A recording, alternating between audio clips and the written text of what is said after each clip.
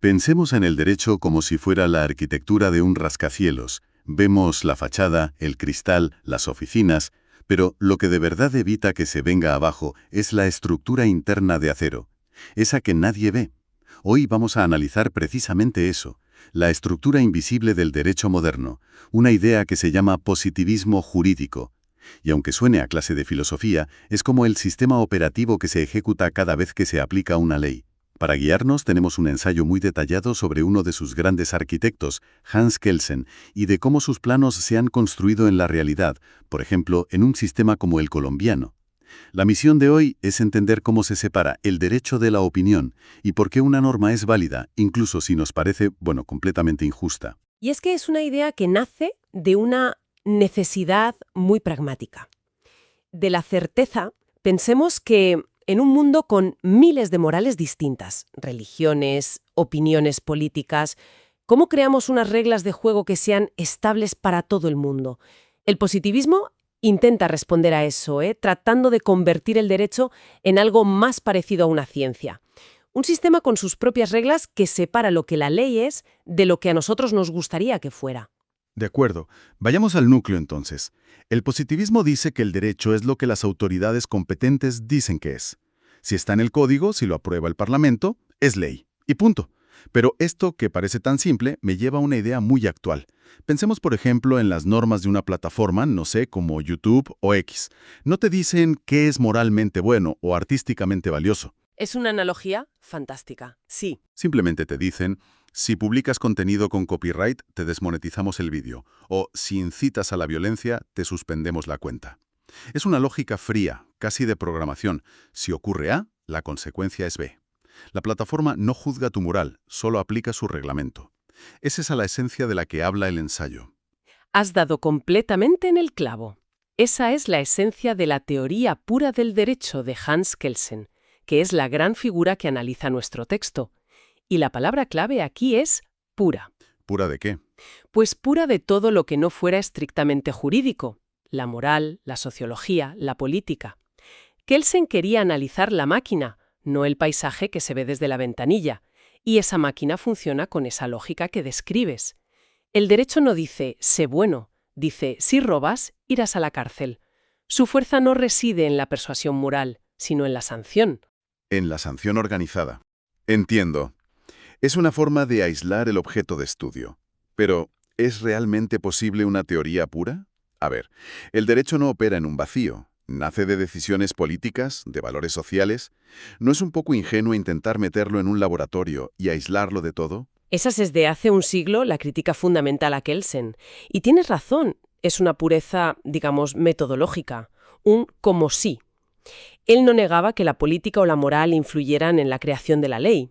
Lo que decía es que, para entender el sistema jurídico, debemos analizarlo con sus propias herramientas. Una vez que la norma existe, su validez depende de criterios internos al sistema, no de las razones políticas que llevaron a crearla. Es distinguir entre el contexto de creación y el de aplicación. Vale, y si tienes miles de estas normas sanción flotando por ahí, necesitas una forma de organizarlas. No todas pueden tener el mismo peso.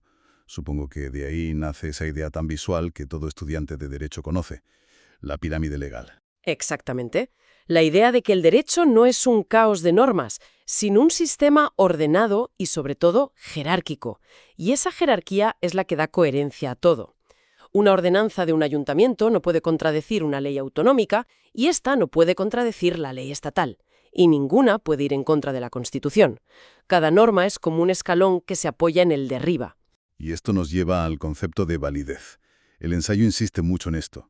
No es lo mismo que una ley sea justa o eficaz. No, para nada. Sino que sea válida. ¿Qué significa eso en la práctica? ¿Qué casillas hay que marcar para que lo sea? Pues el ensayo lo desglosa en 3 requisitos que son, el pan de cada día de cualquier jurista. ¿Una norma es válida? Sí. Primero, la ha creado la autoridad competente. El Parlamento hace leyes, un ministro hace reglamentos. Segundo, si se ha seguido el procedimiento establecido. No vale de cualquier manera, hay que seguir los pasos. Debates, votaciones, publicación oficial. Y tercero, y esto es lo más importante, que su contenido no contradiga al de una norma superior. Entiendo el modelo. Es de una lógica impecable, pero esto es precisamente lo que sus críticos, según el ensayo, atacan con más dureza. ¿No convierte esto al derecho en un sistema ciego, donde una ley monstruosa, como las leyes raciales de Nuremberg, podría ser considerada válida, simplemente porque cumplió con los trámites formales, ignorando por completo su contenido, que es atrozmente injusto? Planteas el debate más importante del siglo XX en teoría del derecho. Y desde una perspectiva kelsiana pura y dura, la respuesta es un sí muy incómodo. Si esas leyes fueron dictadas por el órgano competente siguiendo el procedimiento, eran derecho válido dentro de ese sistema. Kelsen diría que una cosa es su validez jurídica y otra, muy distinta, su invalidez moral, que es flagrante. Separaba el análisis. Él separaba el diagnóstico, esto es derecho, del juicio de valor. Esto es una abominación moral y no debe obedecerse. Es una distinción que a mucha gente le parece insuficiente, y con razón, pero que para él era crucial para mantener la pureza del análisis. Espera un momento. Volviendo a la pirámide. Si cada norma necesita una norma superior que la valide, ¿no estamos ante un problema de regresión infinita? ¿Qué pasa cuando llegamos a la cima, a la Constitución? ¿Se valida a sí misma? Eso sería hacer trampas lógicas. Claro. ¿Qué sostiene a todo el edificio? Aquí es donde Kelsen se saca de la manga un conejo de la chistera que es a la vez brillante y profundamente polémico: la Grundnorm, o norma fundamental. Y como bien apuntas, no puede ser una norma escrita. Si lo fuera, necesitaría otra norma por encima para validarla. La Grundnorm es una hipótesis, una presuposición lógica. Es la idea, no escrita en ninguna parte, que dice algo como: se debe obedecer lo que establece la primera Constitución histórica. O sea que toda esta estructura tan lógica, tan científica, se apoya en última instancia en una ficción, en un hagamos como que esto es válido para que todo lo demás funcione. Suena casi a un acto de fe. Bueno, muchos lo ven así. Kelsen diría que es una hipótesis lógico-trascendental, una condición necesaria para poder pensar el derecho como un sistema coherente. Pero en el fondo sí. Es admitir que la base de todo este sistema tan puro se apoya en algo extrajurídico, un hecho de poder, el poder de quienes lograron imponer esa primera Constitución y consiguieron que fuera obedecida.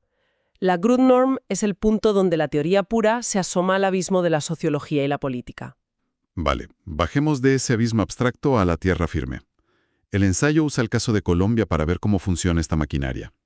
¿Qué elementos de la Constitución colombiana del 91 son puramente kelsenianos? Públicos solo pueden hacer lo que la ley les permite expresamente. Es la idea de un poder encauzado por normas, no por voluntades. O todo el sistema de control constitucional, donde un tribunal, la Corte Constitucional, actúa como el guardián de la pirámide, verificando que las leyes del Congreso no se salgan del marco de la Constitución. Pero la Constitución colombiana no es solo una estructura formal. Está llena de valores, de principios. Dignidad humana, justicia social, Estado social de derecho. ¿Cómo encaja eso con una teoría pura que quiere separarse de la moral? ¿No hay una tensión ahí? Una tensión enorme. Y ese es el gran debate del constitucionalismo moderno. Lo que sucede, y el ensayo lo explica muy bien, es que estos valores no operan desde fuera del sistema, como una especie de moral flotante. Han sido positivizados. ¿Qué quiere decir eso? Es decir, que se han escrito dentro de la Constitución, se han convertido en normas jurídicas de la más alta jerarquía. La dignidad humana no es solo una idea filosófica, es el artículo 1 de la Constitución colombiana. Por tanto, un juez no la aplica por sus convicciones personales, sino porque está aplicando la norma suprema. El positivismo no muere, se transforma. Su infraestructura sirve ahora para dar fuerza jurídica a principios morales. Esto me lleva de vuelta a las críticas. El ensayo habla de que este enfoque ha evolucionado. Menciona los positivismos incluyentes o garantistas. Suena como a una versión 2.0.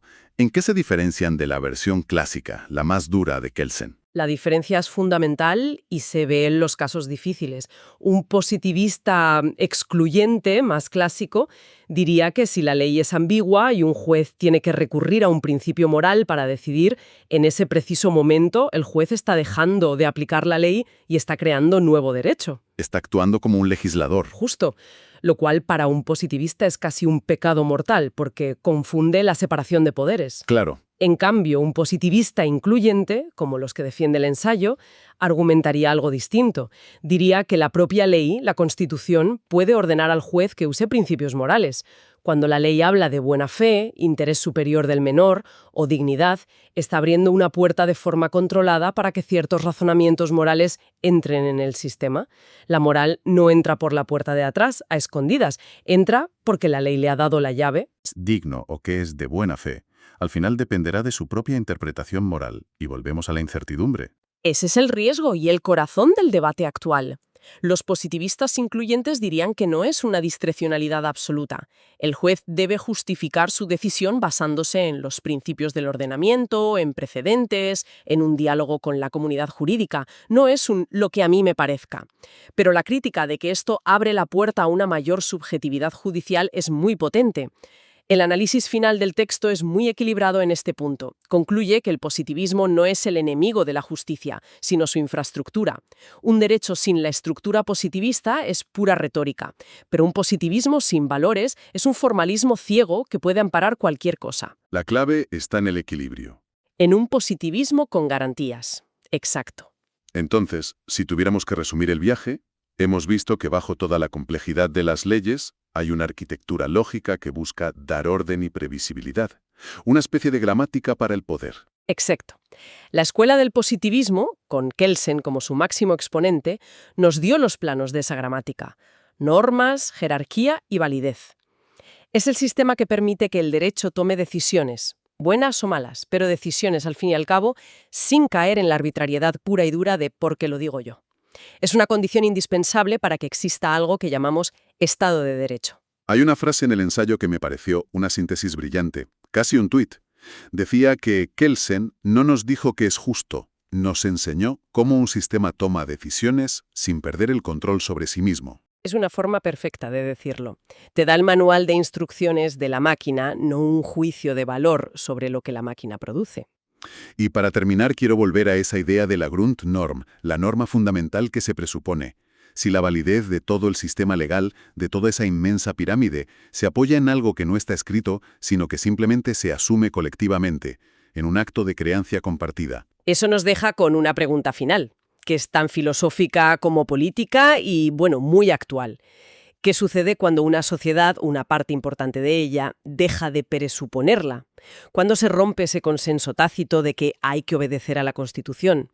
¿En qué momento un sistema legal pierde no solo su eficacia, porque la gente lo ignora, sino su propia legitimidad, su razón de ser? Ahí, la teoría pura del derecho se calla y empieza a hablar la historia.